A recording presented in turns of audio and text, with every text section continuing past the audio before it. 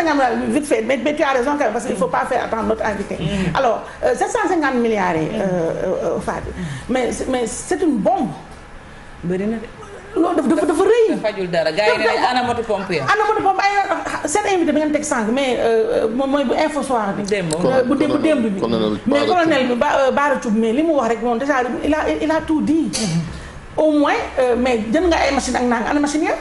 mais ñun tout ce qu'on demande à l'État mooy bala moo nañu lijjanti foofu ak xaalis bi anamu. président Macky Sall discours am nee na 10 milliards la ñëw ak moom ni mu defee discours ba ñu waa seen président mi ngi seen ginnaaw. loo xam ne vraiment communication catastrophique. mais 10 milliards bala ngaa yokk 10 milliards. bor du am rakk. 750 milliards yi doo ko lijjanti ba pare. mu leer la ne comme li ñëpp xam mooy lii 10 milliards yii dina dem encore enrichir ay multimilliardaires déjà. ñoo xam ne man ay vampire laa leen wooyee parce que il suce le sang des pauvres sénégalais comme moi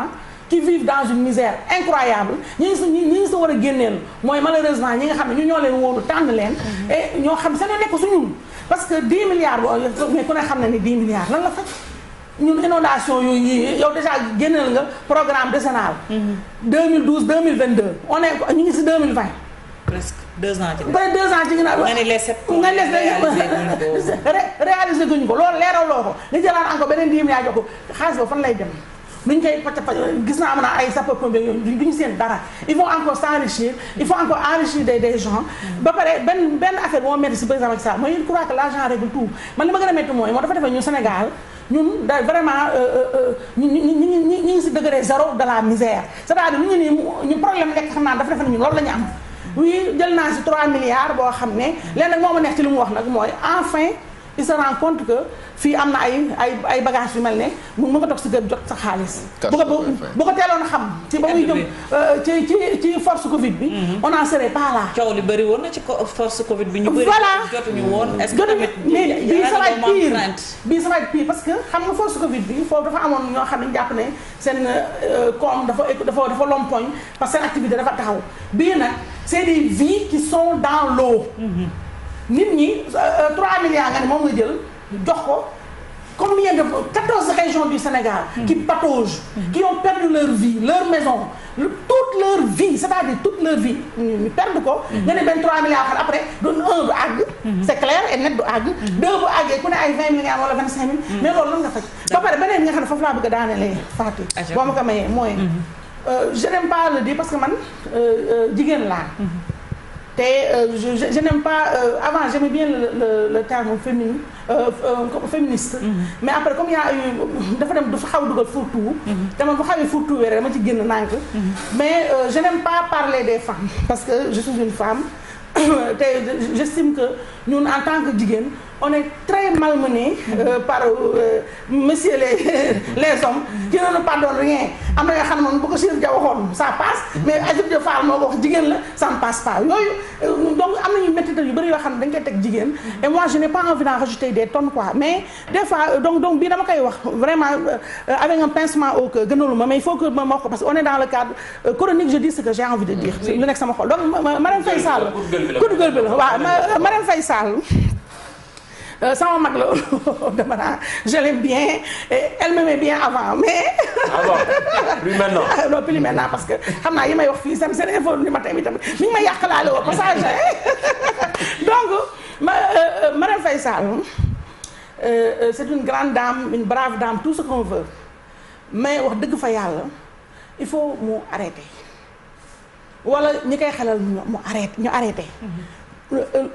affaire bu démb bi moom honnêtement fii la ma des. premièrement par ordre de préséance du moom moo war a dem. moom warul jiitu. bien que ku ne xam ne sax àggul carrément ci xolu yëf ya mais warul jiitu président de la République mais ñun faluñu Marème Faye Sall quand même Macky Sall lañ jëkkëram la ñu fal. moom xam nga bëgg naa booy jàppale si ñu ay borom jëkkër la ñu faati. sa jëkkër boobu pourquoi ñu ni derrière chaque grand homme y a une grande dame. mais sa da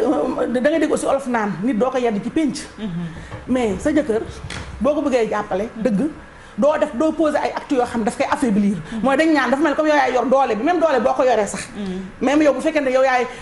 sa jëkkër yaay kaani xeeñam loo ko déy mu def ko mais doo ñëw ne fang ci mbedd bi di wane carrément ne man naay sama kaani xeeñ jëkkër dañu wax dëgg parce que ñun tamit ay africain lañ dafa am nu ñuy yaree sa jëkkër boo amee ci moom pouvoir sax mais su nga xëy wane bu dee yow naan dëgg nga mais doo ne fang tu ne gagnes rien en nekk en fang di wane ne dëgg parce que pourquoi elle c'est d'abord elle qui va là-bas pourquoi deuxièmement faluñu ko je le répète faluñu ko Macky Sall la ñu far jëkkëram dafa waroon a xaar bu doon dafa bëgg a jàppale jëkkëram dëggantaan dafa waroon a xaar ba Macky Sall dem ba pare mu doog a jaar ci ginnaaw def lu muy def mais li muy def nag surtout mooy man damaa sonn ci Marème Faye waa elle est gentille elle est humble elle est modeste elle est kii dafa ñu bëgg daf ñu nangam démb modeste bëgg d'accord naa mais tout ce que tu fais woo caméra woo àddina mërgër képp dafa too tu n'es plus humble